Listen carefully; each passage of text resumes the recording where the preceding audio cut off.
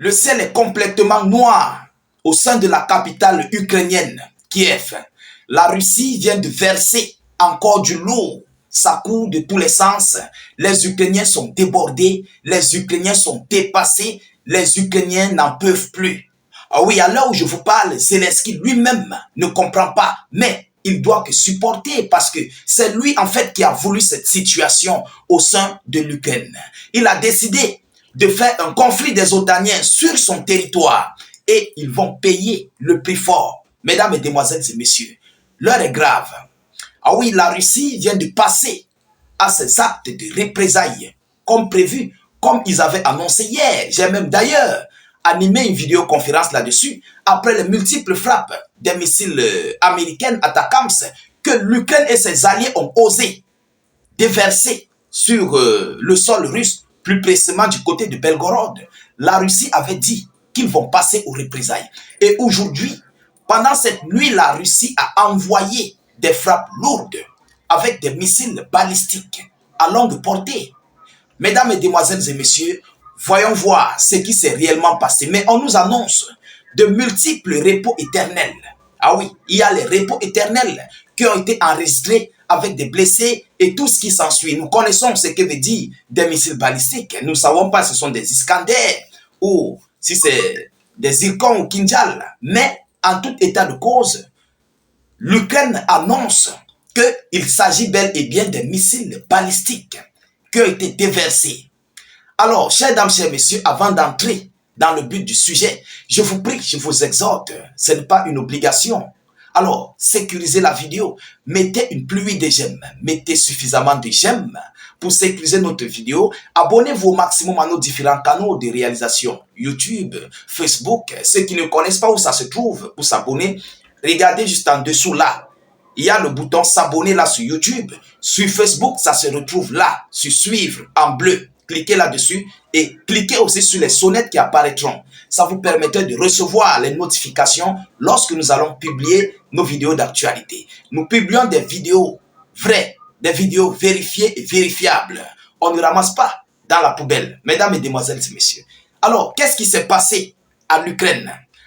Comme on le dit, selon les Ukrainiens, on ne sait pas. Parce que ces gens, moi je ne crois pas à leurs informations, sont des menteurs. On dit que 4 repos éternels à Kiev lors d'une attaque russe de missiles balistiques. 4 repos éternels. Et c'est un bilan provisoire. Vous comprenez? Malheureusement, nous avons déjà 4 repos éternels dans le rayon Shevchensky. Et 3 blessés a annoncé samedi matin. Tumeur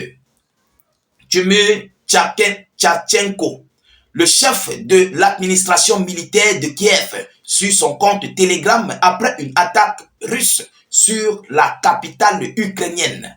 Après une attaque russe ou sur la capitale ukrainienne, à Kiev.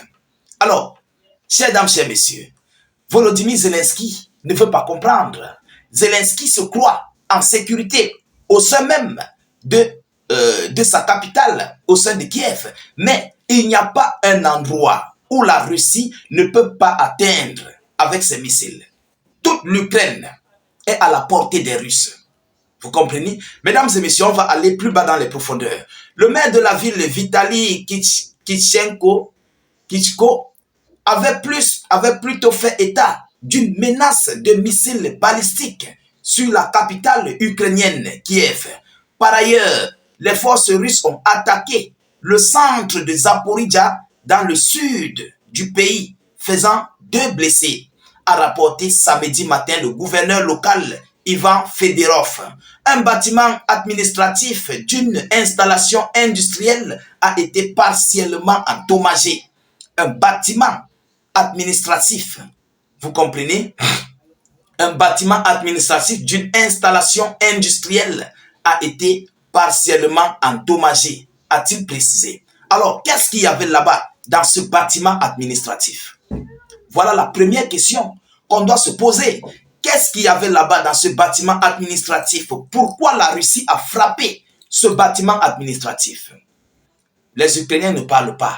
L'administration ukrainienne ne parle pas. Alors, évidemment, ce sont soit des dépôts de munitions, des dépôts d'armes, ou bien des zones de stockage, en fait, là où il y a des merceaux étrangers, les inscrits, on appelle comment, les instructeurs otaniennes.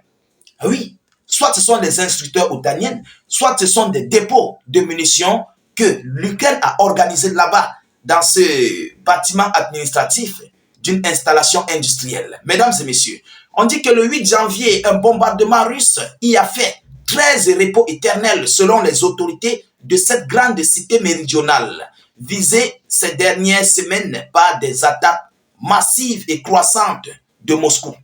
Alors, on comprend que la Russie est en train d'ajouter, d'amplifier la chose. Ah oui, les Russes ne sont plus, ils ne durent plus d'un mauvais rêve en fait.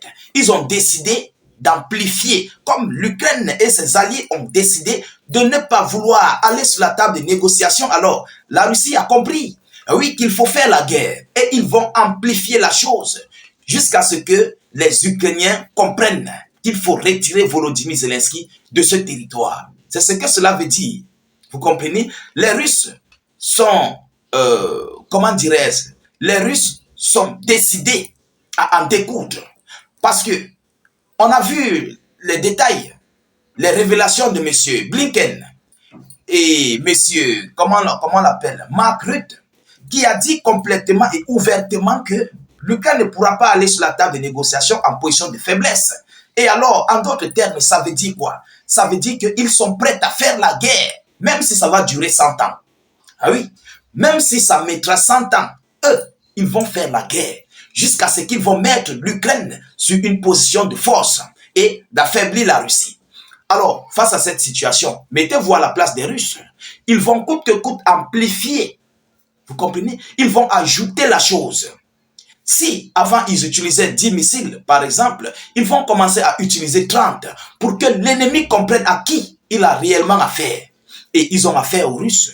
Et les Russes ne sont pas prêts à laisser ce combat. Les Russes sont déterminés à dénazifier, à désarmer et à mettre l'Ukraine à blanc, à sac. Ah oui, mesdames et messieurs, c'est ce que cela veut dire. Voilà une autre nouvelle série d'attaques. Tous les données n'ont pas été relayées, tous les dégâts majeurs n'ont pas été relayés parce que je ne crois pas que c'est un seul bâtiment que la Russie a frappé avec des pluies de missiles balistiques. Il y a encore d'autres. Ah oui, et je reviendrai avec plusieurs d'autres informations par rapport à ces frappes de missiles balistiques russes au sein de la capitale ukrainienne et aussi du côté de Zaporizhzhia, cette ville méridionale, occidentale ukrainienne. Mesdames, Mesdemoiselles et Messieurs, en tout état de cause, la Fédération de Russie ne s'est pas encore communiqué là-dessus. Nous attendons bien sûr les déclarations russes et nous attendons aussi encore les déclarations de Volodymyr Zelensky parce que nous devons écouter pourquoi la Russie a frappé ce bâtiment administratif et quels sont tous les repos éternels, parce que je ne crois pas que c'est seulement 4 repos éternels qui ont été envoyés définitivement. Vous comprenez? Alors, il y a encore d'autres, mais l'Ukraine doit dire la vérité. Alors, chers dames, chers messieurs, c'est cette information que j'avais à vous relayer dans cette vidéoconférence. Mettez-la partout à travers le monde. Continuez de vous abonner au maximum à nos différents canaux YouTube, Facebook. N'hésitez pas, s'il vous plaît, de partager cette vidéo dans tous les groupes possibles et aussi de mettre beaucoup de commentaires.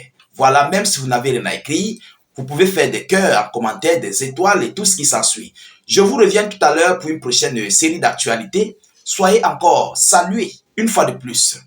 Ciao, ciao.